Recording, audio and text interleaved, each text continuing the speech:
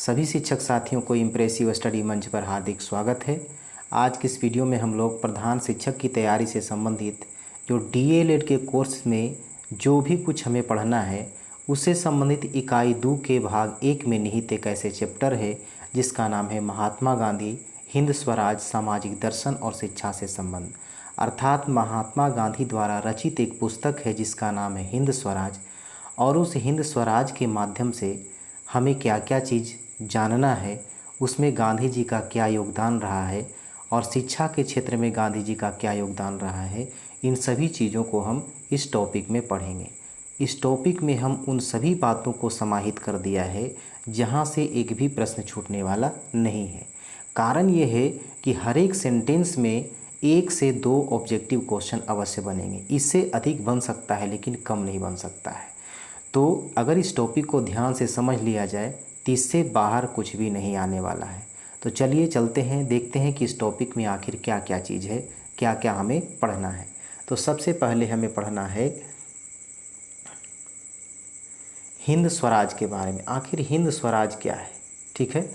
तो सबसे पहले इसका परिचय हम लोग देख लेते हैं कि हिंद स्वराज नामक पुस्तक महात्मा गांधी के द्वारा 1909 में इंग्लैंड से दक्षिण अफ्रीका की यात्रा के समय किल्डोनन कैसल नामक जहाज़ पर गुजराती भाषा में की गई। अब देखिए यहाँ पर क्या है कि हिंद स्वराज नामक जो पुस्तक है वो किन के द्वारा लिखा गया है, तो ये महात्मा गांधी के द्वारा लिखा गया है, ठीक है।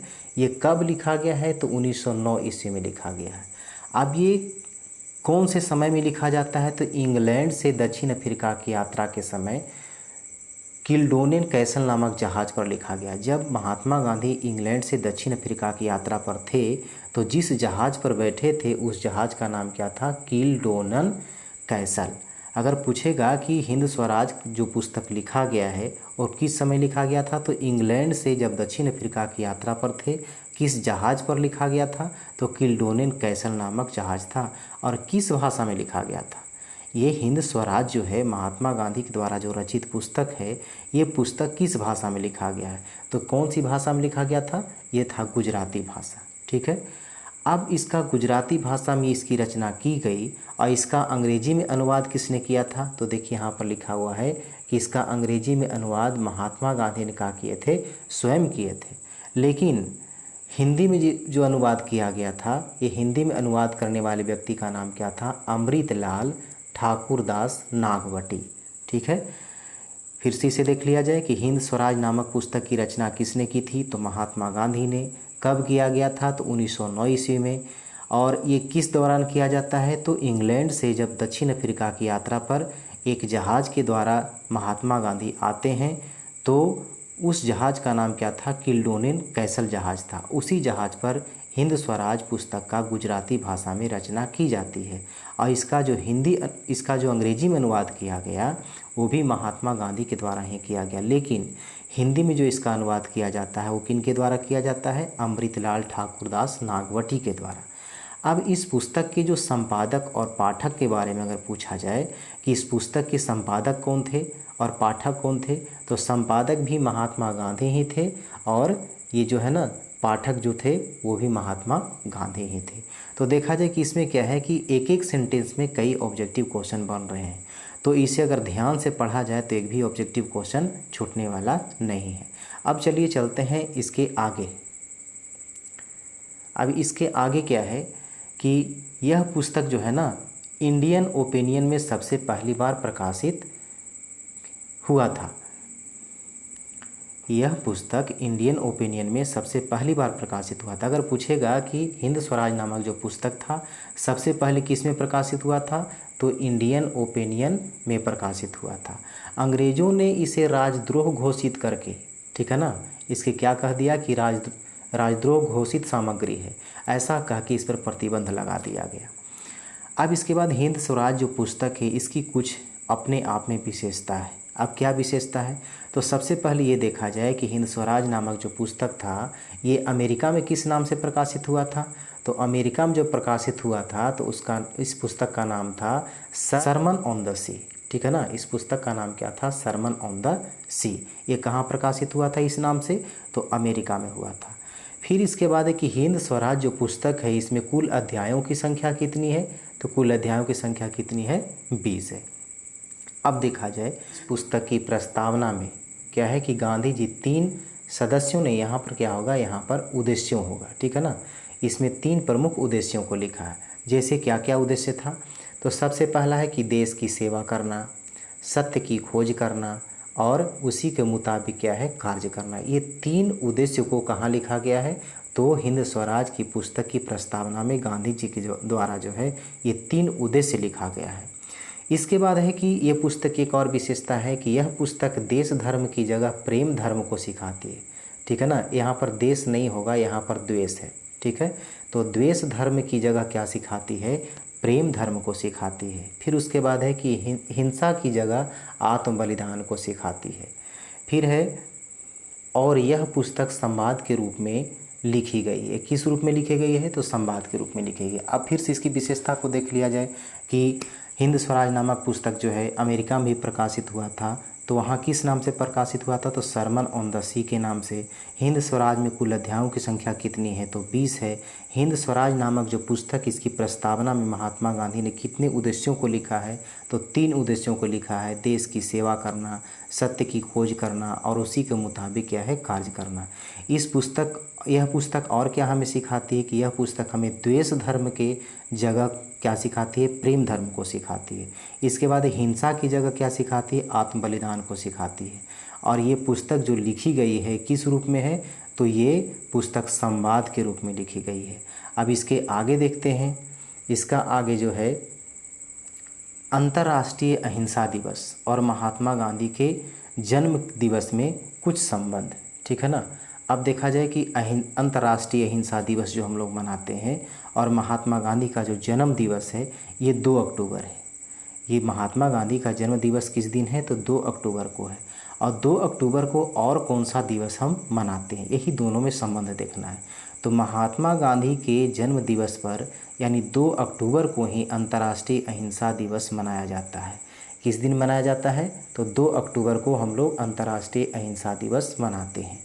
कारण क्या है कि 2007 में, देखिए यहाँ पर 2007 में संयुक्त राष्ट्र महासभा ने अंतर्राष्ट्रीय अहिंसा दिवस की स्थापना के लिए, यानी अंतर्राष्ट्रीय अहिंसा दिवस मनाने के लिए 2007 में संयुक्त राष्ट्र महासभा ने क्या किया कि इस रेजोल्यूशन को पास कर दिया।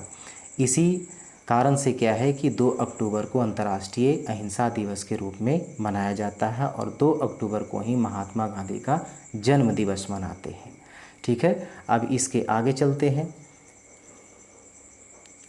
अब इसके आगे है कि गांधी जी का जो विचार था ना, तो गांधी जी के विचारों पर प्रभाव डालने वाली कुछ पुस्तक हैं, यानी वैसे कुछ पुस्तक हैं जिनको पढ़ने के बाद क्या है कि गांधी जी के विचार पर गहरा प्रभाव पड़ा।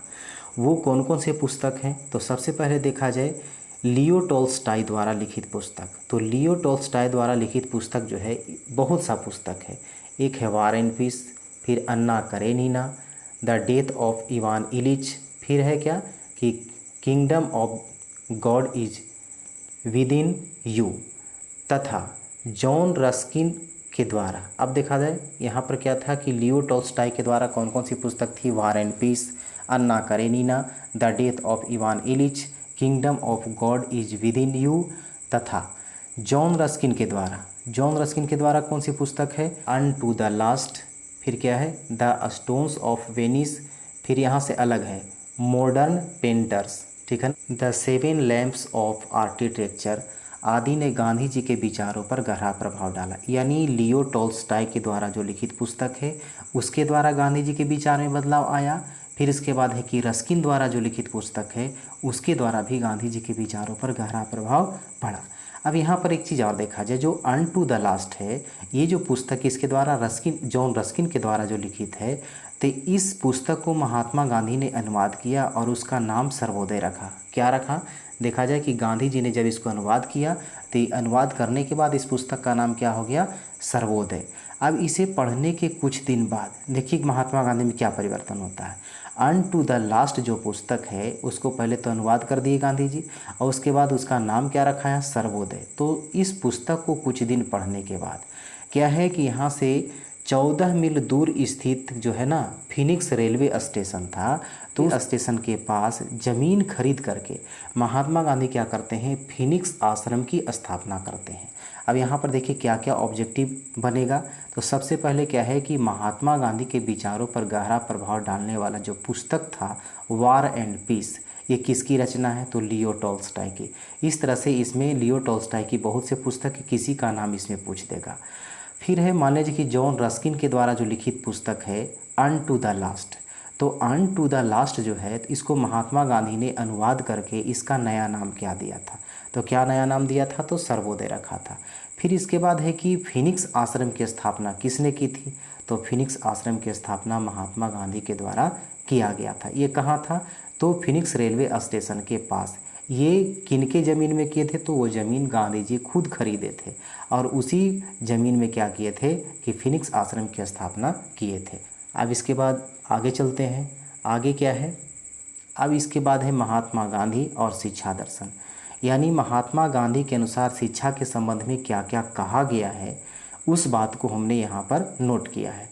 तो महात्मा गांधी के अनुसार सबसे पहली बात ये कहा गया है कि 7 वर्ष से 14 वर्ष के बच्चों के लिए, यानी वैसे बच्चे जिनकी आयु 7 से 14 वर्ष की है, तो उसके लिए क्या है कि राष्ट्रीय स्तर पर कितना, कहाँ, राष्ट्रीय स्तर पर मुफ्त एवं अनिवार्य शिक्षा की व्यवस्था होनी चाहिए। यानी 7 वर्ष से जो 14 वर्ष की आयु के बच्चे हैं उसके लिए क्या किया जाएगा, तो राष्ट्रीय स्तर पर मुफ्त एवं अनिवार्य शिक्षा की व्यवस्था होनी चाहिए। ये किनका कहना था, ये महात्मा गांधी का कहना था। दूसरी बात है कि बच्चों में श्रम के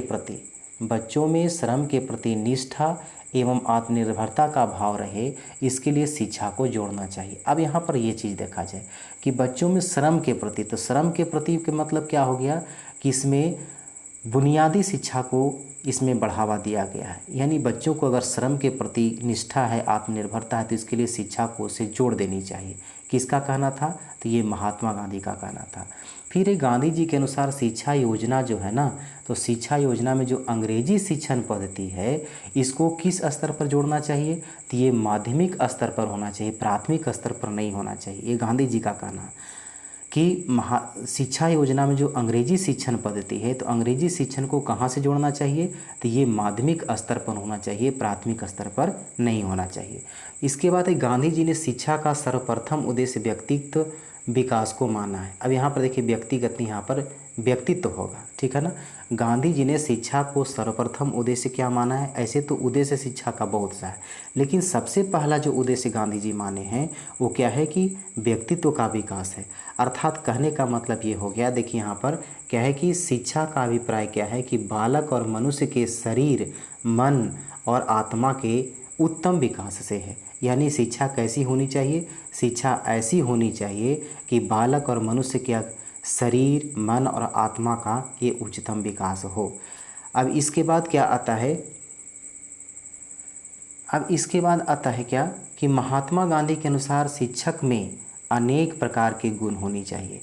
यानी विद्यालय में जो शिक्षक पढ़ाते हैं, बच्चों को जब शिक्षा देते हैं, तो वैसे शिक्षक में उनमें कौन सी गुण होनी चाहिए, तो ये गुण जो है शिक्षक में मार्गदर्शक होना चाहिए, मित्रवत होना चाहिए और चरित्रवान होना चाहिए, मनोवैज्ञानिक होना चाहिए, मिलनसार होना चाहिए, मृदुभाषी होना चाहिए, संयमी होना चाहिए, कर्तव्यपरायणता होनी चाहिए और परिश्रमी होनी चाहिए। इतने सारे गुण एक शिक्षक में होना जरूरी है।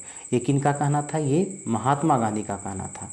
फिर से देखा जाए कि महात्मा गांधी के अनुसार एक शिक्षक में कौन कौन से गुण होने चाहिए, तो शिक्षक मार्गदर्शक के रूप में कार्य करेंगे, वो मित्रवत व्यवहार करेंगे, चरित्रवान होंगे, मनोवैज्ञानिक होंगे, फिर क्या है कि मिलनसार प्रवृत्ति के होंगे, मृदुभाषी होंगे, संयमी होंगे, कर्तव्यपरायणता उसमें गुण होना चाहिए और परिश्रमी का भी गुण होना चाहिए। फिर है उसके बाद कि गांधी जी ने बच्चों को समन्वित रूप से शिक्षा देने के लिए, अब यहाँ पर एक चीज़ और देखा जाए, इसमें एक विधि का प्रयोग किया गया है कि गांधी जी ने बच्चों को अगर समन्वित रूप से शिक्षा देने की बात बोले हैं तो किस विधि का प्रयोग किया जाए, तो समन्वय विधि का प्रयोग किया जाए। यानी बच्चों में अगर समन्वित रूप से शिक्षा देना है तो समन्वय विधि का प्रयोग किया जाना चाहिए। ये किनका कहना था, तो ये महात्मा गांधी का कहना था। दूसरी बात है कि गांधी जी आचरण आधारित शिक्षा के समर्थक थे। यानी गांधी जी का कहना था कि जिस शिक्षा से बच्चों का अगर आचरण में बदलाव आता है, यानी उत्तम आचरण को ग्रहण करता है, तो वैसी शिक्षा क्या है, सार्थक कहलाती है। तो गांधी जी किस शिक्षा के समर्थक थे, तो आचरण आधारित शिक्षा के समर्थक थे। फिर है महात्मा गांधी का शिक्षा दर्शन में, देखिए महात्मा गांधी का शिक्षा दर्शन में 3 वर्ड आते हैं और तीनों एच से शुरू है, 3H इसका नाम है। तो 3H का मतलब क्या है, तो 3H का मतलब है हैंड, हेड एंड हार्ट, यानी क्या हो गया कि शारीरिक, मानसिक और बौद्धिक विकास, ये 3H का अर्थ हो गया। 3H का अर्थ क्या हो गया, हैंड, हेड एंड हार्ट, यानी शारीरिक, मानसिक और बौद्धिक विकास। और फिर क्या है, 3R का भी अर्थ है। अब 3R का अर्थ क्या है, यहाँ पर देखा जाए, यहाँ तो हमने देख लिया 3H यानी क्या है कि तीनों H से शुरू है, लेकिन इसमें 3R है, यहाँ पर घबराना नहीं है। 3R जो है इसमें तीनों का जो फर्स्ट वाला लेटर है तीनों का अलग अलग है। पहला है रीडिंग, ठीक है, दूसरा है राइटिंग और तीसरा है अर्थमेटिक। यानी इसका कहने का मतलब ये हो गया कि बच्चों में अंकों के ज्ञान का विकास होना जरूरी है। अब इसके आगे चलते हैं।